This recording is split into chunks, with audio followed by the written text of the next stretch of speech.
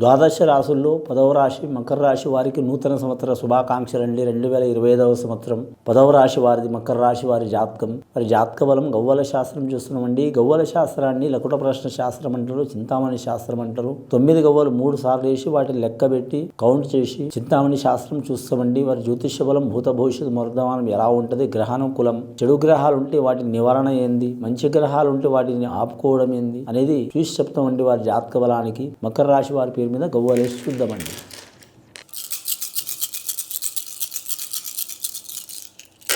మకర రాశి వారి జాతకానికి 4 గవ్వలు పడ్డాయండి. మకర రాశి వారి జాతకానికి చాలా వరకు శుభయోగం ఉన్నదండి.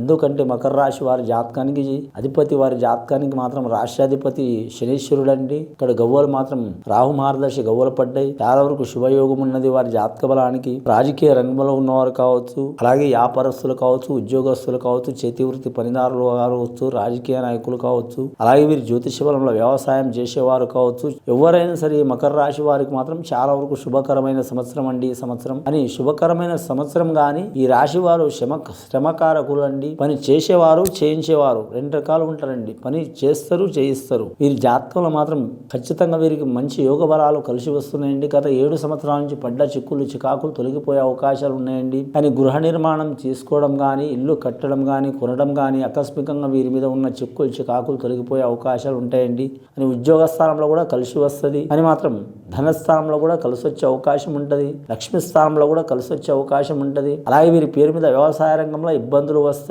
కానీ పాడి పరిశ్రమ రంగంలో కలిసి వచ్చే అవకాశం ఉంటుంది. జీవరాశి వ్యాపారంలో కూడా కలిసి వచ్చే అవకాశం ఉంటుంది. సైన్స్ రంగంలో ఇబ్బందులు తప్పవు. అలాగే షేర్ మార్కెట్ రంగంలో మాత్రం ఇబ్బందులు తప్పవు. స్టాక్ మార్కెట్ లో కూడా ఇబ్బందులు తప్పవు.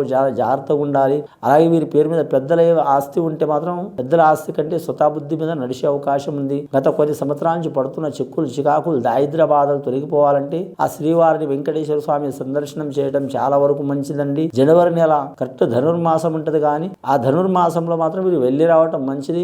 ఆ టైం మిస్ అయిందనుకో మాత్రం ఖచ్చితంగా మాత్రం మార్గశిర మాసంలో కానీ లేదా వైశాఖ మాసంలో కానీ సందర్శనం చేయటం చాలా వరకు మంచిది. మకర రాశి వారికి ఇది విని చూసి ఆచరించే వారికి గొప్ప ఫలితాలు కలుగుతాయండి. శుభం భూయత్.